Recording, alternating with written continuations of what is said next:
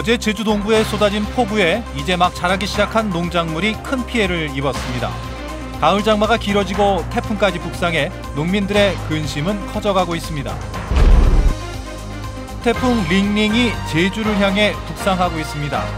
오는 6일 제주 해상을 지나 한반도에 상륙할 것으로 예상돼 철저한 대비가 필요합니다. 중산간 난개발로 지하수 함양률이 낮아지고 물 사용량은 급증하면서 지하수 고갈 우려가 커지고 있습니다. 시청자 여러분 안녕하십니까? 뉴스데스크 제주입니다. 가을 장마가 게릴라성 폭우를 쏟아 부으면서 곳곳에서 농작물 피해가 속출하고 있습니다. 다른 작물을 심을 수도 없는 데다 가을 장마는 길어지고 태풍까지 북상하고 있어서 농민들은 애만 태우고 있습니다. 박성동 기자입니다.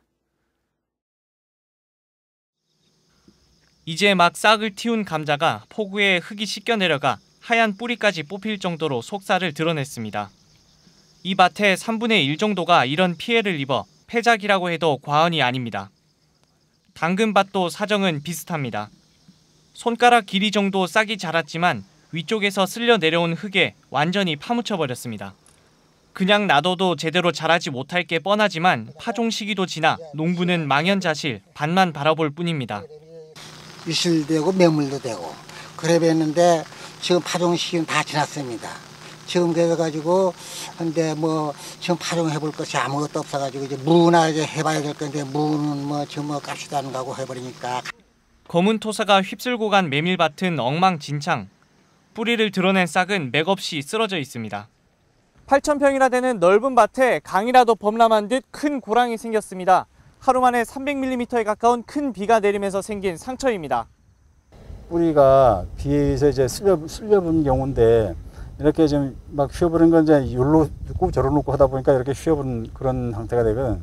이게 햇빛이 나서 땅이 마르고 나면은 어떻게 변할지는 그건 아무도 모른다. 가을 장마가 일주일 넘게 이어지고 있는 데다 태풍까지 북상하면서 농민들의 근심은 더 커져가고 있습니다. MBC 뉴스 박성동입니다. 가을 장마로 연일 폭우가 쏟아지고 있는 가운데 태풍까지 제주를 향해 북상하고 있습니다.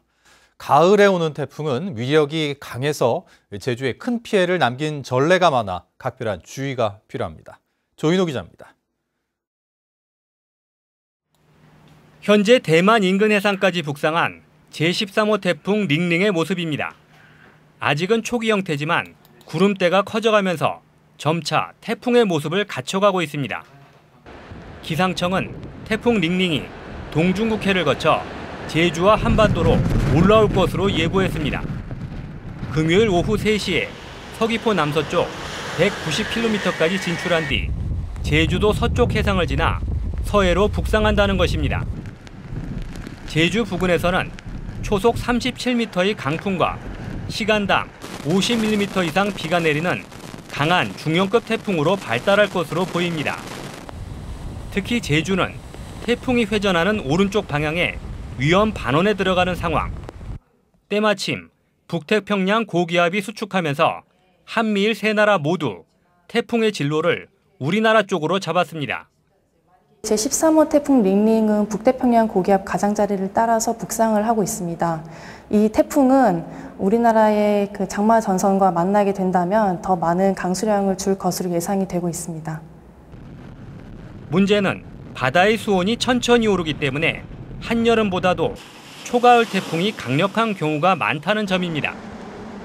지금까지 가장 큰 위력을 보여준 2007년 태풍 나리와 2003년 태풍 매미는 모두 9월에 제주를 강타했습니다. 1959년 제주에서만 100여 명의 사상자를 낸 태풍 사라가 왔던 시기도 9월이었습니다. 올해는 가을 장마로 지반이 약해진 가운데 농작물 피해도 속출하고 있어 태풍이 북상할 경우 적지 않은 피해가 우려됩니다. MBC 뉴스 조인호입니다. 올여름은 작년보다 덜 덥고 비가 많이 내린 것으로 집계됐습니다.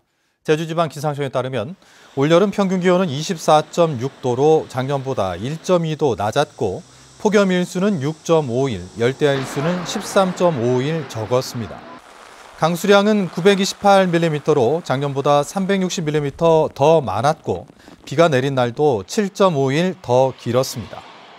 기상청은 지난 여름에 북태평양 고기압이 크게 발달하지 않아 북쪽에 찬 공기가 자주 유입됐고 7월 장마 전선이 제주 부근에 오래 머물렀기 때문으로 분석했습니다. 해안으로 밀려드는 해양 쓰레기에 대한 체계적인 처리 시스템이 필요하다는 요구가 나왔습니다. 제주시 읍면 동장들은 오늘 오전 제주시청에서 열린 원희룡 제주도지사와의 간담회에서 해양 쓰레기를 수거해도 모아서 분류할 집화장이 없어서 재활용률이 떨어지고 처리 비용도 늘어난다며 대책 마련이 필요하다고 입을 모았습니다. 원 지사는 이에 대해 읍면동에서 부지를 마련하면 집화장을 확충하고 필요한 예산과 인력도 지원할 수 있도록 하겠다고 말했습니다. 읍면 동장들은 이 자리에서 교통난 해소 방안과 주차장 추가 조성, 하수시설 현대화 등을 건의했습니다.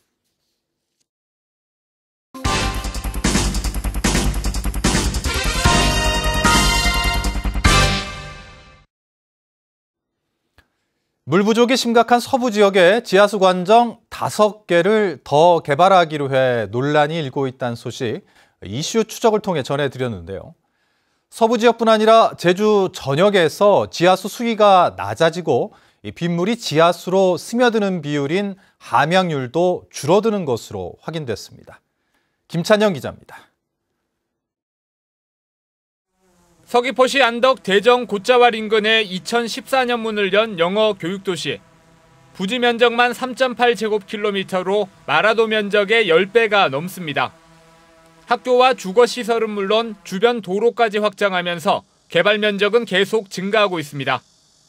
개발이 이뤄져 이런 자연 토양 위에 이런 아스팔트나 콘크리트가 덮이면 비가 내려도 빗물이 지하로 스며들지 않는데요. 이런 불투수층이 대규모 개발 사업과 도심 팽창으로 급격히 늘면서 지하수 생성에도 큰 차질을 주고 있습니다. 제주 지역 불투수층 면적은 2015년 기준 136제곱킬로미터로 5년 만에 16% 증가했습니다. 많은 비가 와도 지하로 들어갈 통로가 사라지면서 지하수가 되는 강우량 비율인 함양률은 2003년 46%에서 지난해 40%로 떨어졌습니다. 특히 함양률이 좋은 중산간 지대가 골프장과 대규모 개발 사업장으로 사라지고 있다는 게 가장 큰 문제입니다. 중산간 지역에서 함양되는 지하수들은 상당히 깨끗한 환경에서 함양된다고 봐야 되고, 그랬을 경우 이 중산간 지역의 꿀 같은 양이라도 중산간 지역에서 함양되는 지하수, 이게 더 중요하다. 반면 지하수 사용량은 급증했습니다.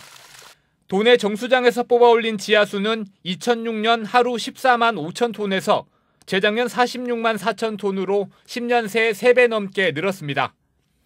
스며드는 지하수는 줄어들고 쓰는 물은 많아지면서 강우량이 느는데도 지하수 수위가 계속 떨어지고 있습니다. 치수량 때문에 수위가 급격히 내려가가지고 해수침대가 생기게 됐는데, 그 때문에 그 물을 쓴 일부 농가에서는 연매 피해를 입는 이런 상황이 생기고, 이런 것들이 17년, 13년뿐이 아니고 앞으로 3개월 이상 가뭄이 들면은 주기적으로 나타난다고 볼 수 있습니다. 제주 지하수를 지속적으로 쓸 수 있는 하루 이용 가능량은 176만 톤. 하지만 대정과 애월, 한림과 조천 등 5개 지역은 이미 취수 허가량이 지속 이용 가능량을 넘어섰습니다. MBC 뉴스 김찬현입니다.